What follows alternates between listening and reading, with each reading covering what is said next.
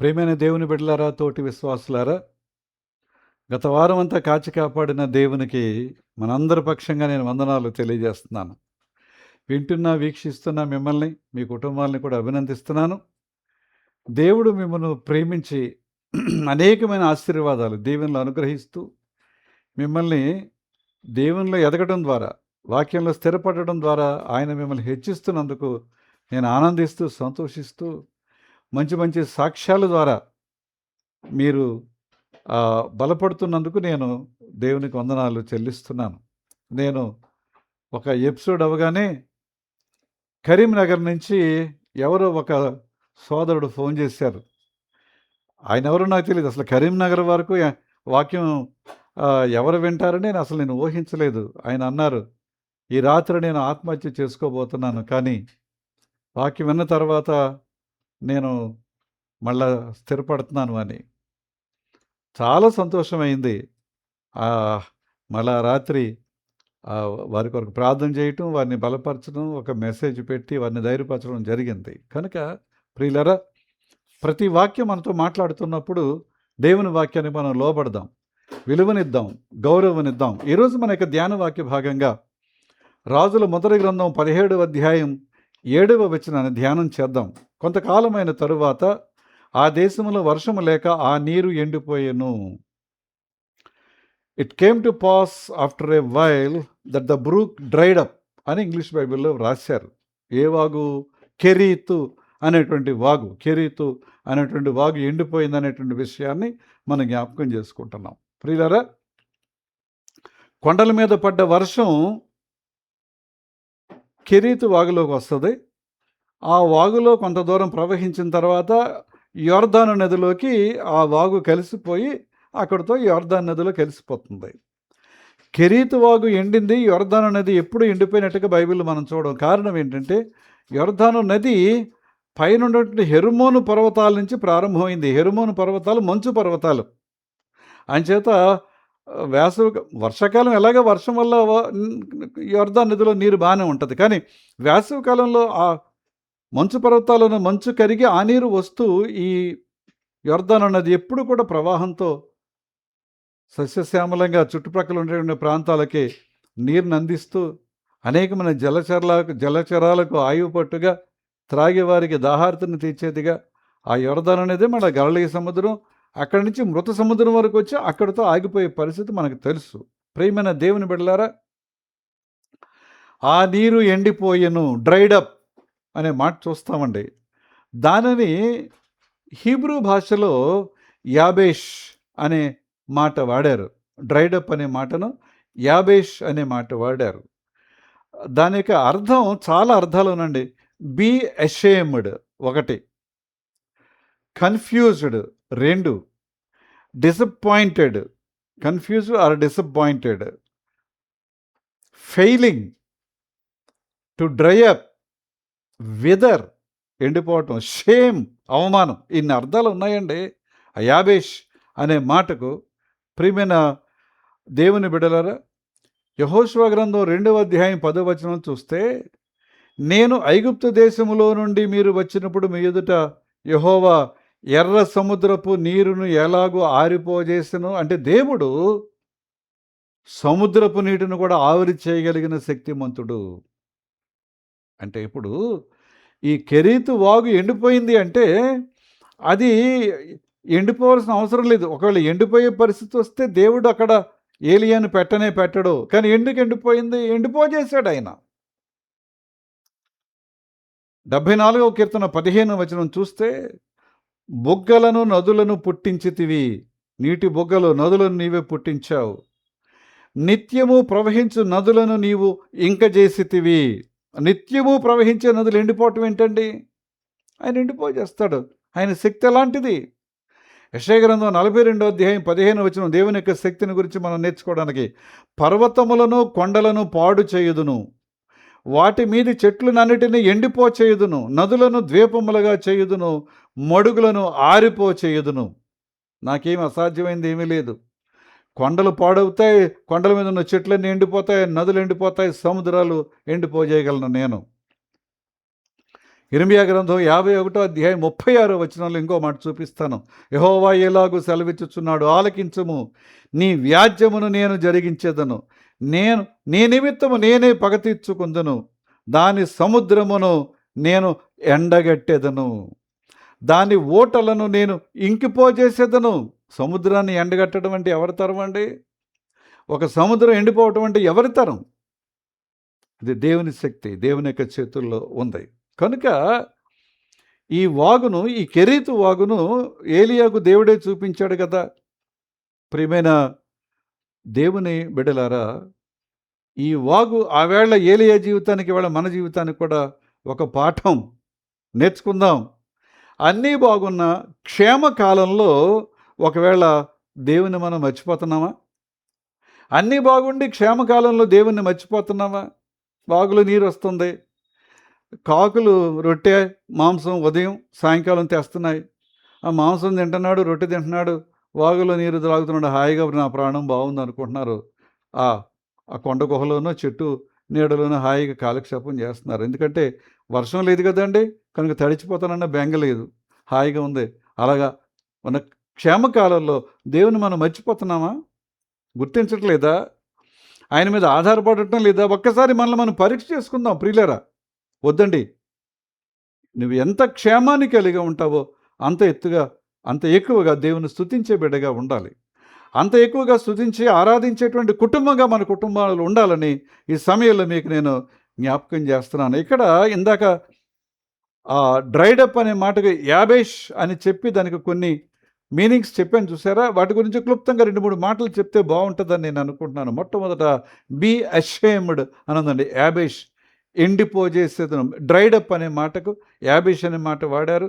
అందులో మొదటి అర్థం ఏంటంటే బీ అషేమ్డ్. ఏమండి? దేవుని మర్చిపోతే నువ్వు సిగ్గుపడవలసి వస్తుంది. అర్థమవుతుందా? దేవుని మర్చిపోతే నువ్వు సిగ్గుపడవలసి వస్తుంది. గర్విస్తే అవమానాల పాలు అవ్వవలసి వస్తుంది. ఆరోగ్యం పాడైపోయిందా? ఆర్థిక వనరులు ఎండిపోయాయా? ఇంట్లో వారు, బంధువులు, స్నేహితులు దూరం అయిపోయారా? లేకపోతే ఎండిపోయారా? మీ మీద చూపే ప్రేమ ఎండిపోయిందా? ఇవన్నీ కూడా నిన్ను అవమానం పాలు చేస్తాయి. బీ అషేమ్డ్, అవమానం పాలు చేస్తాయి. ఇది మొదటి విషయం. రెండవది కన్ఫ్యూజ్డ్ ఆర్ డిసప్పాయింటెడ్, అంటే తత్తరపాటు, నిరుత్సాహం, నిస్పృహ అనే మాటలు అర్థాన్ని మనం జ్ఞాపకం చేసుకుందాం ప్రియులారా. ఎందుకు ఇలా జరిగింది? ఇలాగ ఎందుకు జరుగుతుందో అర్థం కావడం లేదు. నిరాశ, నిస్పృహలో కూరుకుపోయే పరిస్థితి, కృంగిపోతున్న పరిస్థితి. ఏమంటే పిల్లల చదువులు, వారి యొక్క ఉద్యోగాలు, వారి యొక్క వివాహాలు, ఈ విషయాల్లో నిరుత్సాహం, నిస్పృహ కలుగుతుందా? కన్ఫ్యూషన్. ఎందుకు ఇలా జరుగుతుంది? నేను ఎలాగ అనుకున్నాను కానీ ఇలా అయిందేంటి? ఎలా చేద్దాం అనుకున్నాను, ఇలా చేయలేకపోయానేంటి? ఎలాగ ముందుకెళ్దామంటే ఇలా వెనక్కి వచ్చేసానేంటి? ఇలా పడిపోయానేంటి? కన్ఫ్యూజ్డ్ అనే మాట. డిసప్పాయింట్మెంట్. ఏమండి? ఫెయిలింగ్. ఏదో చేయాలనుకున్నాను, నేను చేయలేకపోతున్నాను. సాధించాలి అనుకున్నాను, సాధించగలను అనుకున్నాను, కానీ సాధించలేకపోయాను. అసలు నా జీవితంలోనే నేను ఫెయిల్ అయ్యాను అనేటువంటి ఒక చేదు అనుభవంతో ఉండేటువంటి వారు కొంతమంది ప్రియులారా. వెదర్ ఎండిపోవుట. ఆ అంజూరపు చెట్టును యేసయ్య శపించగా ఆకులు కాదండి, దాని వేళ్లతో సహా ఎండిపోయిందని బైబిల్లో మనం చదువుతాం. ఎంత టైం పట్టిందండి? ఎంత టైం పట్టింది? ఇవాళ ఉదయం శపిస్తే మరుసటి రోజు ఉదయానికి వేళ్లతో సహా. అలాగే నినివే పట్టణపు ప్రజలకు దేవుని వర్తమానం ప్రకటించయ్యా, మారు మనసు పొందకపోతే ఇగో దేవుడు అగ్ని కురిపించి ఈ నినివే పట్టణాన్ని నాశనం చేయబోతున్నా, అది రాజధాని నగరం నినివే, నాశనం చేయబోతున్నాడు. యోనా గారికి సరదా, అసలు చెప్పకుండా నాశనం అయితే బాగుండు అనుకుని ఒక ఊరు వెళ్ళమంటే ఇంకొక ఊరు వెళ్ళే వాడెక్కాడు, సముద్రంలో పడేశారు. ఈ మళ్ళీ తీసుకొచ్చి ఈ ఒడ్డునేకి ఎక్కింది. ఇంకా దేవుడా అంటే వెళ్ళి 3 రోజుల ప్రయాణానికి బదులుగా ఒక్కరోజు ప్రయాణం చేసి ప్రకటన చేసి వచ్చి ఓ చెట్టు కింద కూర్చున్నాడు. నేను చెప్పలేదు కదా, అగ్ని కురిస్తే ఎలా ఉంటుందో, వాళ్ళు ఎలా నాశనం అయిపోతారో ఏంటో నేను చూద్దాం అనుకుని చెట్టు కింద కూర్చున్నాడు. ఆ చెట్టు మీద ఒక సొరపాదును దేవుడు మొలిపించాడు, చక్కని పెద్ద పెద్ద ఆకులతో. బాగుంది, నీడగా ఉంది, హాయిగా ఉంది అనుకున్నాడు. కాసేపటికి ఆ పాదు ఎండిపోయింది. ఈయనకి అసలే బట్టబుర్ర మొత్తం నెత్తంతా కాలిపోయి చుర్రుమని కోపం వచ్చేసింది. విదర్ అనే మాటకు అర్థం చెప్తున్నాను. ప్రియమైన దేవుని బిడ్డలారా, ప్రభు అంజూరపు చెట్టును శపిస్తే మరునాటికి ఎలాగైతే ఎండిపోయిందో, ఏమండి ఇలాగ ప్రభువు శపిస్తే ఇలా జరిగిందా అనేటువంటి ఫీలింగ్. ఏమండి ఫలభరితంగా ఉండాలని ఆయన అనుకున్నాడు, మనం అనుకున్నాం. కానీ ఫలహీనంగా, ఫలరహితంగా ఒకవేళ మనం మారిపోయామా? సరైన ఫలాలు లేక ఎందుకు ఈ బ్రతుకు మోడివారిపోయిన బ్రతుకు అన్నటువంటి ఫీలింగ్లో మనం ఉండిపోయామా? చివరి మాట షేమ్ అనే మాట, అవమానం. ఏమండి ఏ తప్పు పొరపాటు చేయకపోయినా, లేకపోతే మన జీవితాలలో ఏ తప్పు పొరపాటు లేకపోయినా అవమానించేవారు, నిందించేటువంటి వారు అవమానిస్తూ నిందిస్తూ ఉంటే మనం సిగ్గుపడిపోతూ కృంగిపోయేటువంటి పరిస్థితులు, తలదించుకొని తల వంచుకొని మానసికంగా నలిగిపోయేటువంటి పరిస్థితులు ఉంటాయి. ఎన్ని అర్థాలు ఉన్నాయండి. టు డ్రైడ్ అప్, ఎండిపోజేసాను. ఏమండి కాసేపు మన జీవితాల్లో అలాగే అనిపించి ఉండొచ్చు. కానీ దేవుని ప్రణాళిక అది కాదు. ఆ నది ఆ కెరీతు వాగు ఎండిపోవటం అనేది దేవుని ప్రణాళిక కాదు. కొంచెం ముంచుకెళ్ళి నేర్చుకుందామండి. ఏమండి కెరీతు వాగులో నీరు తాగుతున్నాడు. కాకోలముల ద్వారా ఉదయం సాయంకాలం ఏలియా పోషించబడుతున్నాడు. అయితే ఈ వాగులో నీరు నువ్వు ఒక్కడవే అనుభవిస్తున్నావు. ఆ కాకులు తీసుకొచ్చేటువంటి ఆహారం నువ్వు ఒక్కడవే తింటున్నావు. ఎవరికి ఏ రకమైన సహాయం లేదు, ఎవరికి ఏ రకమైన ఉపకారం లేదు, ఉపయోగం కూడా లేదు. సుఖిస్తూ హాయిగా క్షేమంగా ఉన్నావు. కానీ అది క్రైస్తవ ధర్మం కాదు. అది క్రైస్తవ ధర్మం కాదు. నేను తరచుగా చెప్పే మాట ఏంటంటే, ఎవరైతే దేవుని అడుగుజాడలు నడుస్తారో, ఆయన మాటలు వింటారో వారు దీవించబడతారు. ఎంతగా అంటే అతడు ఆకు వాడక తన కాలమందు ఫలమిచ్చు చెట్టు వలె ఉండును అనేటువంటి మాట మొదటి కీర్తనలో మనం నేర్చుకున్నాం. అయితే ఆకు వాడక తన కాలమందు ఫలమిచ్చు చెట్టు బానంద బోళ్ళని ఫలాలు కాసింది. ఆ చెట్టు ఆ ఫలాలు తిన్నదా? ఏ చెట్టు తన ఫలాలు తినదు. ఆ చెట్టును ఆశ్రయించిన పక్షులు, కొన్ని జంతువులు, మనుషులు ఆ ఫలాలు తింటారంతే. ఆ చెట్టు ఎప్పుడు ఫలాలు తిందండి. కొన్నిసార్లు ఆ చెట్టు ఫలాలు ఆ చెట్టుకు ఎరువుగా కూడా ఉపయోగపడకపోవచ్చు. ఎందుకంటే పక్షులు, జంతువులు ఆ ఫలాలు కింద పడినట్లు కూడా ఎత్తుకుపోయే పరిస్థితి ఉంటుంది. దూరంగా తీసుకుపోయి తినే పరిస్థితి. గమనించాలి. నీకు ఇచ్చిన ఆశీర్వాదాలు, నీకు ఇచ్చిన దీవెనలు, నువ్వు పొందుతున్న కృప కేవలం నీ ఒక్కడి కోసం, నీ ఒక్కదాని కోసం కాదు. నువ్వు కొంతమందితో దాన్ని షేర్ చేయగలగాలి.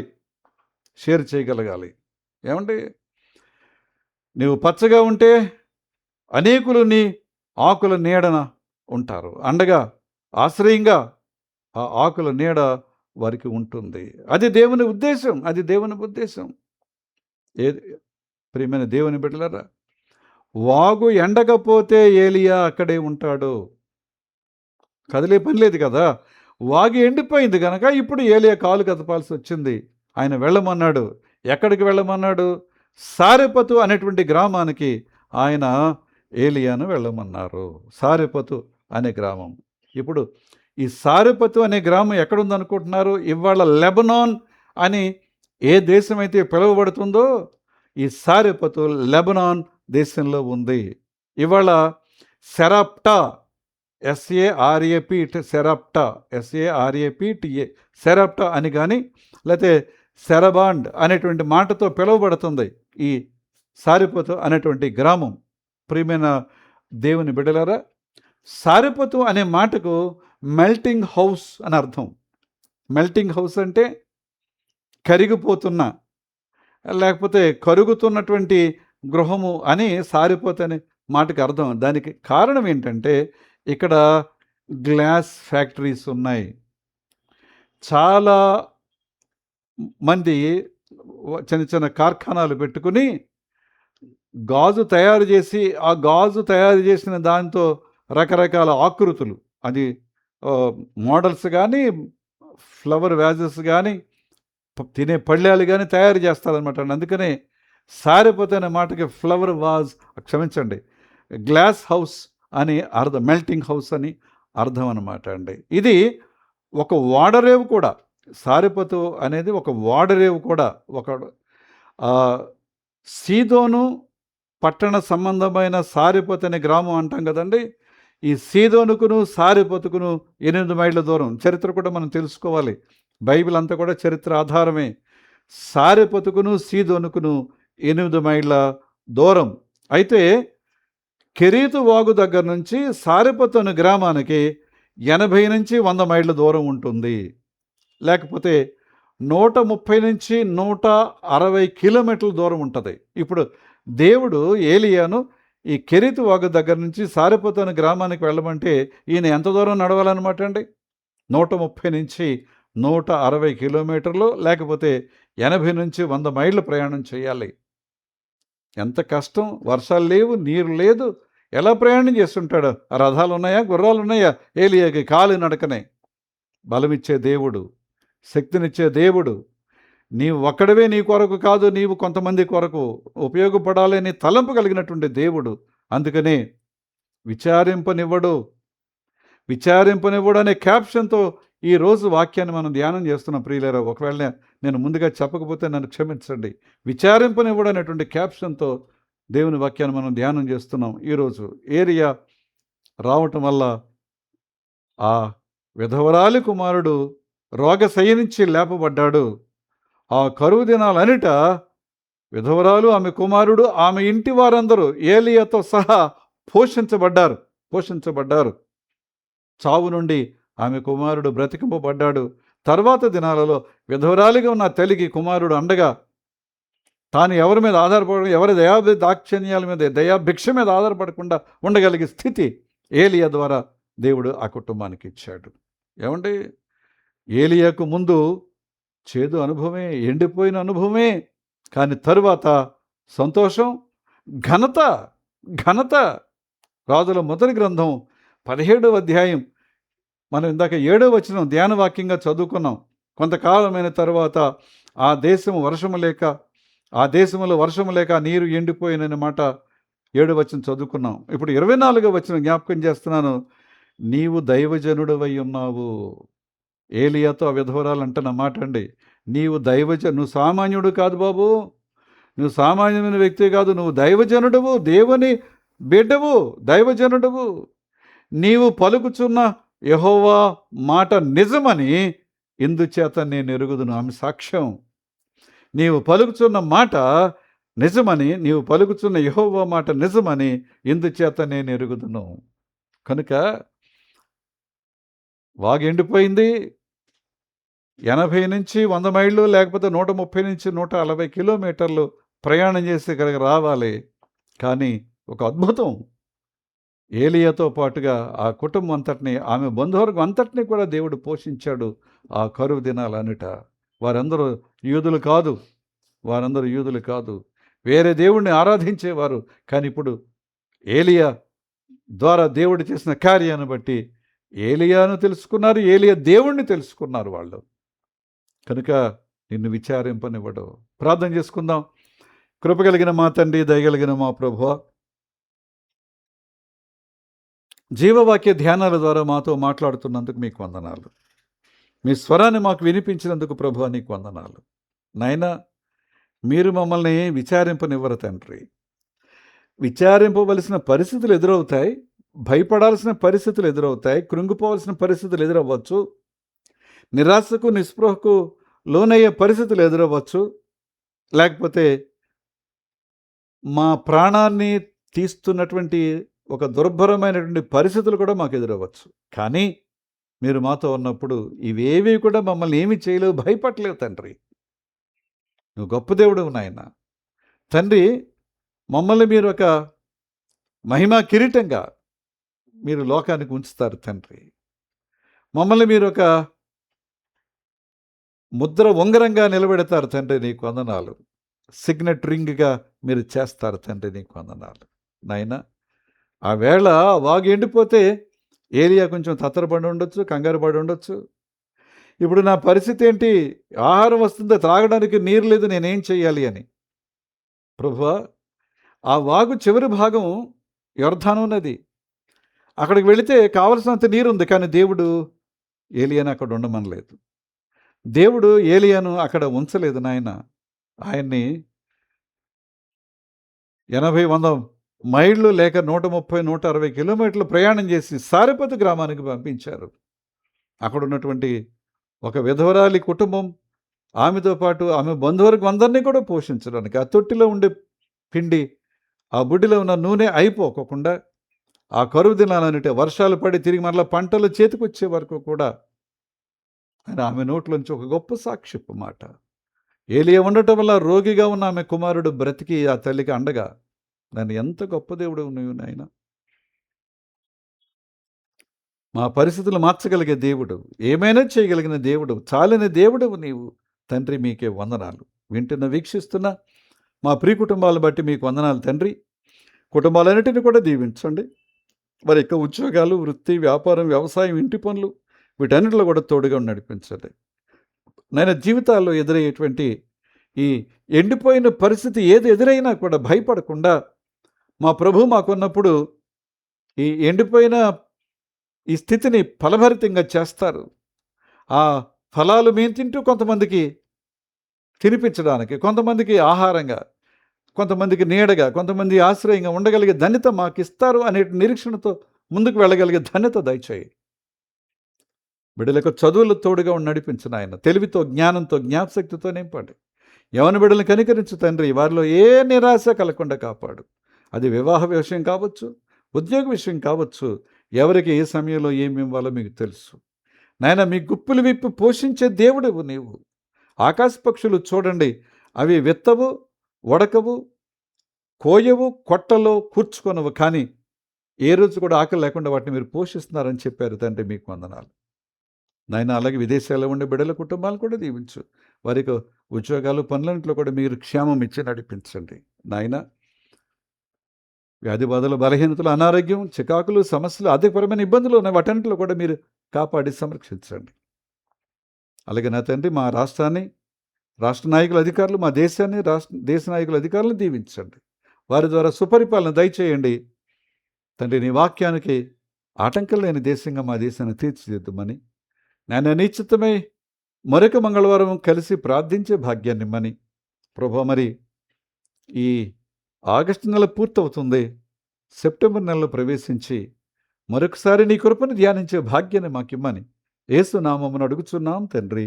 ఆమేన్. పరలోకమందున్న మా తండ్రి, మీ నామం పరిశుద్ధపరచబడునుగాక, మీ రాజ్యం వచ్చునుగాక, మీ చిత్తం పరలోకమందు నెరవేర్చినట్లు భూమి యందు నెరవేరునుగాక. మనదినాహారం నేడు మాకు దయచేయము. మడల అపరాధం చేసిన వారు మేము క్షమించిన ప్రకారం మా అపరాధములు క్షమించము. సోదరులను తేక దుష్టు నుండి తప్పించము. రాజ్యము, శక్తి, మహిమ నిరంతరము నీవే ఉన్నావు తండ్రి. ఆమేన్. మన తండ్రి అయిన దేవుని నుండి, ప్రభు అయిన క్రీస్తు నుండి, పరిశుద్ధాత్మ నుండి కృపీ సమాధానం మీకు కలుగునుగాక. అందరికీ వందనాలు. మరొక మంగళవారం కలుసుకుందాం. అంతవరకు సెలవు.